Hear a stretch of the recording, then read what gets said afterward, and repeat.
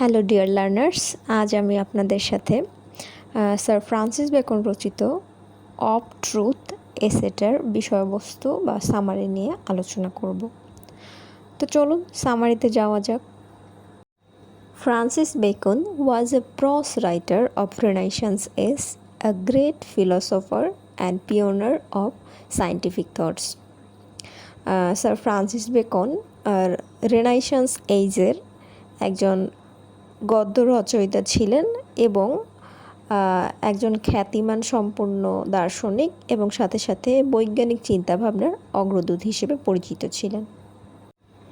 He had set some goals in his life.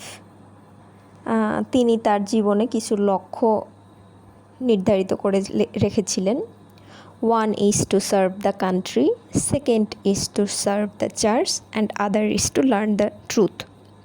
তো এই তিনটা গোলের মধ্যে প্রথমটা ছিল দেশের সেবা করা এবং দ্বিতীয়টা ছিল চার্চ বা গির্জার সেবা করা এবং the other is to learn the truth, এবং অন্যটি ছিল সত্যকে উন্মোচিত করা বা সত্যর সন্ধান করা। Of truth is Bacon's great work of prose. Sir Francis বেকনের বিভিন্ন বিশিষ্ট গদ্যের মধ্যে অফ ট্রুথ একটি সেরকম গদ্য, which shows his observation of human beings about truth and lie. এই গদ্যটিতে স্যার ফ্রান্সিস বেকন মানুষ এবং সত্য মিথ্যা নিয়ে বা মানুষ যে সত্যিটা বা মিথ্যাটা বলে এটা নিয়ে পর্যবেক্ষণ করেছেন। In the beginning, he states that people generally do not care for the truth. গদ্যের শুরুতেই তিনি এটা জানান যে মানুষ সাধারণত সত্য নিয়ে কেয়ার করে না বা গ্রাহ্য করে না সত্যকে নিয়ে। Moving on, he describes the reason why people do not like the truth. এরপরে তিনি আসল কারণটা বলেন যে আসলে মানুষ কেন সত্য পছন্দ করে না বা সত্য বলতে ভালোবাসে না। First, the truth is difficult to achieve without hard work. প্রথমে তিনি যেটা বলেন যে সত্য আসলে অর্জন করতে গেলে অনেক সমস্যার সম্মুখীন করতে হয় বা অনেক পরিশ্রম করতে হয়। And man is always unwilling to hard work, এবং মানুষ তো সর্বদাই কঠোর পরিশ্রম করতে অনিচ্ছুক। মোরওভার ইট মিনিমাইজেস ফ্রিডম। তিনি আরও বলেন যে এছাড়াও এটা স্বাধীনতাকে অক্ষুণ্ণ করে রাখে। According to Bacon, truth is like a bright day. বেকনের মতে সত্য হচ্ছে একটা আলোকিত দিনের মতো, which shows the real self, যেটা আসল সত্তাটাকে প্রকাশ করে বা তার মধ্যে কি অনেস্টি বা ডিসঅনেস্টি আছে সেটা প্রকাশ করে। Truth is like a pearl that shows which is visible to the naked eye. সত্য হচ্ছে একদম একটা মুক্তার মতো, যেটা খালি চোখে দেখা যায় বা খালি চোখে যেটা পরখ করে দেখা যায়। It can not show anything by adding unrealistic element. এটা অবাস্তব কোনো উপাদান বা অবাস্তব কোনো জিনিস শো বা দেখাবে না। Falsehood can show something negative obviously in dark also. মিথ্যা অন্ধকারের মধ্যেও অবশ্যই কিছু না কিছু নেগেটিভিটি শো করবেই। People lie because it covers their real personality. মানুষ আসলে মিথ্যা কথা বলে কারণ এটা তাদের আসল ব্যক্তিত্বটাকে লুকিয়ে রাখে। বেকন রাইটলি সেইজ দ্যাট, এরপর ফ্রান্সিস বেকন বলেন যে a mixture of a lie doth ever add pleasure. একটা কথার মধ্যে যখন সামান্যটুকু মিথ্যের মিশ্রণ ঘটে বা সামান্যটুকু মিথ্যে কথার অ্যাড হয়, তখনই কিন্তু কী হয়, ওই কথাটা আরও আকর্ষণীয় হয়ে ওঠে। এটাই স্যার ফ্রান্সিস বেকন বোঝাতে চেয়েছেন। The mixture of truth and lie makes things interesting and pleases everyone.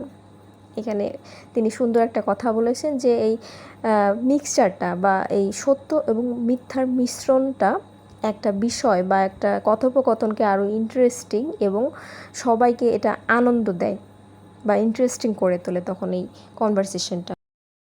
He states if everything is presented as real or without any additional praise, flattering comments, and illusions, the society will become idle or lazy. তিনি আরও বলেন যে কোনো কথা বা যে কোনো কথা যদি কোনো রকমের অতিরিক্ত প্রশংসা বা ফ্ল্যাটারিং কমেন্টস বা অলিক চিন্তা ভাবনার কথা ছাড়া যদি কারোর সামনে প্রেজেন্ট করা হয়, এক কথায় একটা যদি নর্মাল সেন্টেন্স খুব সহজ ভাষায় যদি কারোর সামনে বলা যায়, তখন যাদের সামনে এটা বলা হবে তারা তখন অলসতা প্রকাশ করবে বা ওই কথাটার প্রতি ইগনোরেন্স প্রকাশ করবে, তারা মোটেও প্লিজড হবে না ওই কথাটার দ্বারা। Also it's same with the case of poets. এই বিষয়টা একদম কবিদের ক্ষেত্রেও মিলে যায়। They add false praises in their poetry to get achievement highly. তারা মিথ্যা প্রশংসা তাদের পোয়েট্রি বা কবিতায় মিলিয়ে দেয় অনেক অর্জন লাভ করার জন্য। Truth is extremely important in every aspect of life, civil or business. সত্য বলাটা জীবনের প্রত্যেকটা ক্ষেত্রেই খুবই গুরুত্বপূর্ণ হয়ে দাঁড়ায়। সেটা হতে পারে সিভিলে, এক কথায় সাধারণ বিষয়ে, বা ব্যবসায়িক বিষয়ে। A bit of lie added to truth is like making an alloy of copper and gold. একটা সুন্দর সত্য কথার মধ্যে সামান্য মিথ্যাও যদি অ্যাড করা হয় বা যুক্ত করা হয়, এটা ঠিক এমন লাগবে যে কপার অথবা স্বর্ণের মধ্যে কোনো খাদ মেশানো হচ্ছে, ঠিক এমন লাগবে। Actually it becomes easier to work with this metals, but at the same time it makes it impure. এই খাদযুক্ত কপার বা স্বর্ণের সাথে কাজ করা বা স্বর্ণ ব্যবহার করা খুব সহজ হয়ে যায়, কিন্তু একই সময়ে কিন্তু এই স্বর্ণ এবং কপারটাকে এটা ইমপিওর করে দিচ্ছে। Bacon also compares life with a snakes crawling on its belly instead of walking on its feet. এরপর স্যার ফ্রান্সিস বেকন এই মিথ্যে বলাটাকে সাপের বুকে ভর দিয়ে হাঁটার সাথেও তুলনা করেন।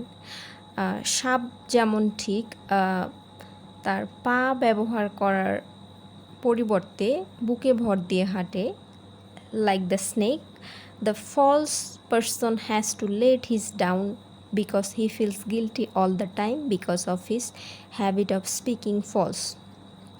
এক কথায় সাপ যেমন তার মাথা সবসময় নত করে হাঁটে বুকে ভর দিয়ে, ঠিক তেমনভাবেই একজন মিথ্যেবাদীও বা একজন মিথ্যে বলা মানুষও সবসময় তার মাথাটা নিচু করেই রাখে, কারণ সে প্রত্যেকটা সময় গিল্টি ফিল করে, কারণ সে জানে সে সবসময় মিথ্যে কথা বলছে। There is no shameful act than to be a liar. মিথ্যেবাদী হওয়ার মতো লজ্জাজনক বিষয় আর কোনো কিছু হতেই পারে না। Beacon quotes Montaigne, who said that a liar is a man who is brave towards God but is coward towards men. It is because man has no courage to tell a lie to his fellow. এরপর sir Francis beacon মন্টাগ্নের একটি line explain করেন। তিনি বলেছিলেন যে মিথ্যেবাদী হলো সেই মানুষ যে সৃষ্টিকর্তার প্রতি সাহসিকতা প্রকাশ করে এবং মানুষের প্রতি ভীতি প্রদর্শন করে। এটা এই জন্যই যে মানুষ কখনোই তার সহকর্মীর সামনে সাহসিকতা নিয়ে মাথা উঁচু করে থাকতে পারবে না মিথ্যে বলা সত্ত্বেও। The weakness of falsehood and loss of faith will come under the penalty on the doomsday when God will to call all human beings for final judgment. এটা যদি সিম্পলি বলা যায়, এইসব মিথ্যেবাদিতা এবং এইসব যে উপরওয়ালার প্রতি বা সৃষ্টিকর্তার প্রতি যে মানুষের বিশ্বাস উঠে গেছে, এটা তো মানুষ সহজে প্রকাশ করে না। তো এইসব জিনিস তখনই সামনে চলে আসবে যখন শেষ বিচারের দিন আসবে, যখন সৃষ্টিকর্তা আমাদের শেষ বিচারের দিনে আমাদের বিচার করবে, তখনই এইসব মিথ্যে, ডিসঅনেস্টি এবং লস অফ ফেথ এইসব বিষয়গুলো উঠে আসবে। হি further tells the readers that the value of truth can be understood by the people who often speak and live with the truth. তিনি এরপর রিডার্সদেরকে বলেন যে এই সত্যের মূল্যটা আসলে তারাই দিতে পারবে যারা সত্য বলে এবং সত্যের সাথে বাঁচে।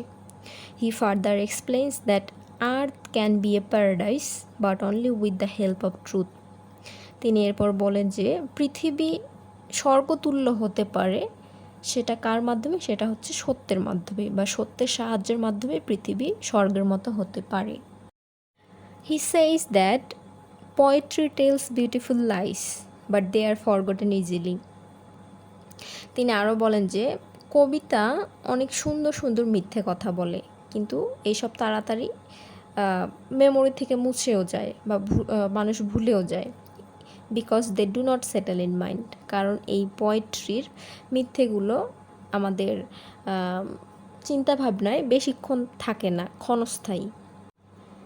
At the end, he explains, in future, when Christ will come on the second doomsday, he shall not find men's belief in God, also shall not find the truth in men. একদম শেষে sir Francis Bacon বলেন যে ভবিষ্যতে Jesus Christ যখন পৃথিবীতে দ্বিতীয় বিচারের জন্য আসবে, তখন আসলে তিনি মানুষের যে বিশ্বাসটা থাকে সৃষ্টিকর্তার প্রতি, সেই বিশ্বাসটা, এমনকি সত্যের প্রতি যে বিশ্বাসটা বা মানুষের মধ্যে যে সত্যটা থাকে, এটা আর খুঁজে পাওয়া যাবে না। এক কথায় মানুষ ততদিনে আরও বাজে থেকে বাজেতর হয়ে যাবে, তাদের মধ্যে আর সত্য বেঁচে থাকবে না। তো এই ছিল স্যার ফ্রান্সিস বেকন রচিত অফ ট্রুথ প্রসের বিষয়বস্তু নিয়ে আলোচনা। আশা করি আমার সামারি আপনাদের অনেক সাহায্যে আসবে, অনেক সহজভাবে আপনারা বুঝতে পারবেন আশা করি। তো এই ভিডিওটি যদি ভালো লেগে থাকে অবশ্যই সাবস্ক্রাইব এবং শেয়ার করে পাশে থাকবেন। Thank you.